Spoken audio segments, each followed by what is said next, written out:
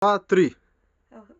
Все, кто желает исправить свою печку, сделать красивой, у меня есть, пожалуйста, добрый человек, мастер, который, можно сказать, от Бога.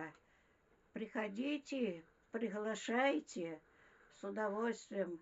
Мне сегодня, вот мне 90 лет, и у меня печка сломалась, мне пришлось обращаться. Слава Богу, Бог меня настроил на этого человека. Обращайтесь.